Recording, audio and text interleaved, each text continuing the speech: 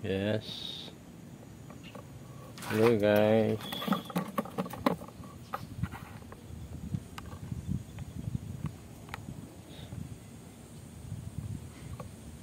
So guys, back to basic tayo, no. Turo ko sa inyo kung paano ang pag-test ng motor ng grinder. Ito malaking grinder to. Yan. Hindi ko malaman kung itong ulo. So wala na yung armature niya. Ito yata yung mga binaha ko eh. So, hindi ko maano. So totally na ano na to.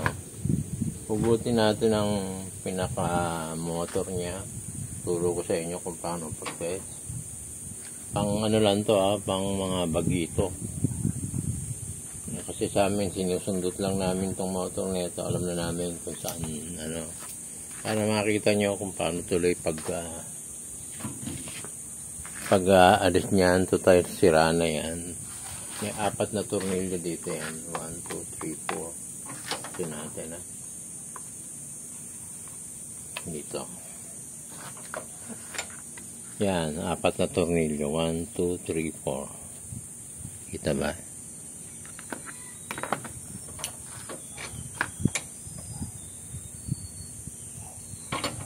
Motor test lang tayo. Hindi natin patatakbuhin to. Wala na, kulang-kulang natin.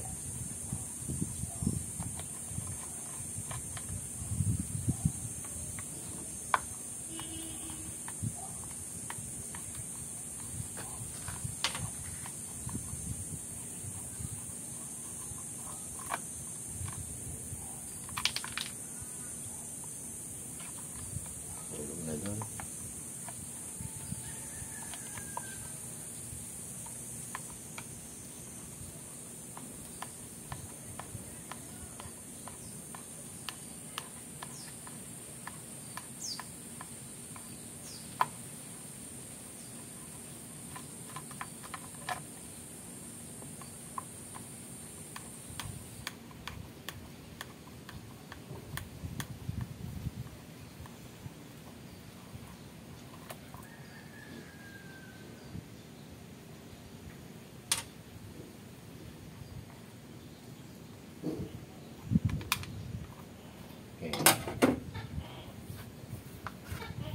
So wala nang connection dito yan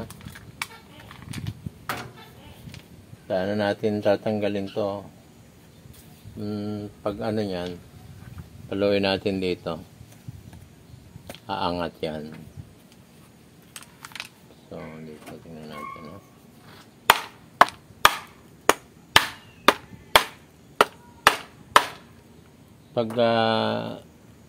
Pag talagang hindi sisirain to, ingat lang ang pagpalo.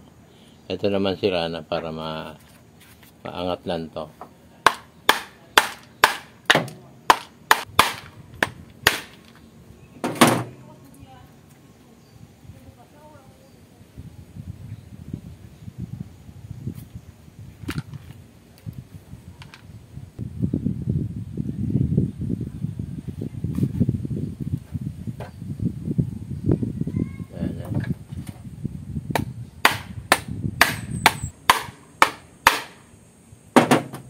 Ayan, nakalabas na unti-unti, no? Medyo masikip kasi mga kinalawang. Okay. Wala na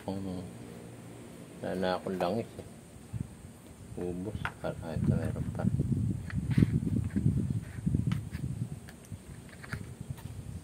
Madalas ng konti. Ayan, nasimot panlangis.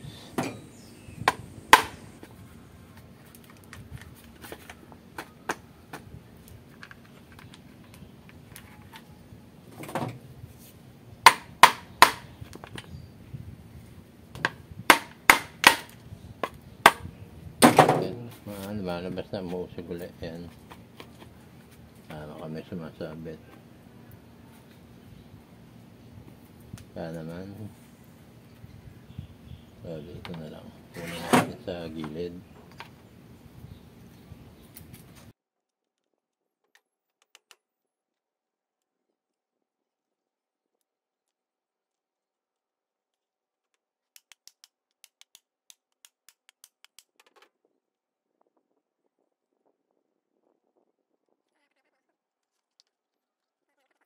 Pe-play.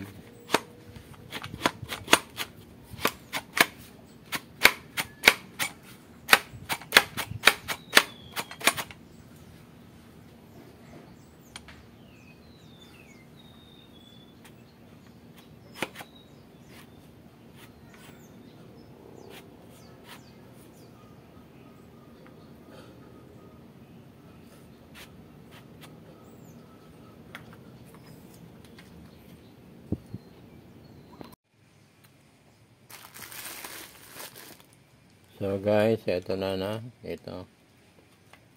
Sunutin na natin to. Yan. Yan. So ganyan lang makikita nyo ang pag-winding talaga yan. Yung winding. So sa winding lang muna tayo magte-test, no? Dahil pang-basic lang to. Dahil pag pinagka-connect to, may ano na yan, may complicated na yan. Yung iba, nakadirekta rito. Yan. Ano yan, clockwise, counterclockwise, magduduktok ng dalawa na lang ang lalabas dito. Ito ikakabit dito sa brush, carbon brush. Yan. Ito ay magkaduktong yan, dalawa na yan. Yung iba naman, siniswitch, sa switch nila pinapadaan muna. So, complicated yan. Pero yung standard, magkadikit lang yung dalawa na yan. Yung counterclockwise, tapos ay clockwise. Clockwise to counter. Dalawa lang yan. Ang tetestingin natin ngayon dito yung resistance niya. Nagre-resistance check tayo kung balance. Dapat parehas. Pag may umano niyan, nearest resistance. Okay na yan. Wag lang malayong-malayo. So ito, 1 and 2 no. Winding 1 to. Na natin dito na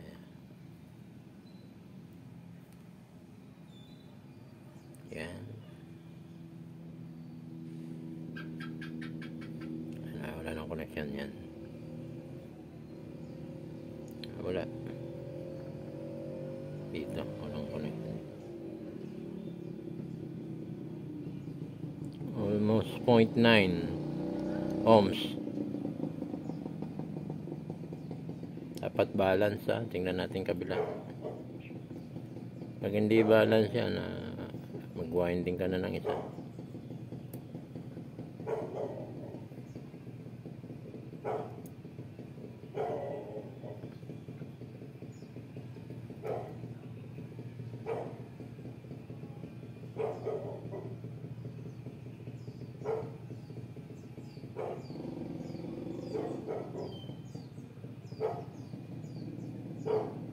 Yan, 0.9. So, okay na okay pa. Balance na balance yung ano. Plus or minus 1 or 0.8. Ganyan. Pwede pa yan. Accepted pa yan. So, maganda pa. Pwede pa siya. So, hindi dito. Kadalasan sa armature ang sira. Kasi bira ako mag-trouble nito eh. Ganun lang guys, mag-trouble ng motor ng grinder. Ibabalance nyo lang itong dalawa. Kaya ako pinakita to yung pinaka-basic para sa mga bagito to. Ito kasi susundutin natin tong grinder ng Hitachi. No, dito pwede ko nang i-shortcut to. Makikita ko na kung talagang ano, pero papakita ko sa inyo. Iaangat ko rin tong isa para makita natin kasi nagsisiklab to eh. Either dito ang trouble, kadalasan dito sa armature ito mag-partner to. So most hindi ko na tinetest to, birang masira to eh. Ngayon nag-test kasi ko nito isa-isa. Pare-parehas ang reading. So babaling ako dito, titingnan natin. Ba't naging ano? Ito ang next upload ko antayin nyo pagkatapos na itong isa. So guys, dito na lang muna tayo no, sa pinakita ko lang kung paano pag-test ng motor. Excuse me. So thank you and please subscribe guys. Bye.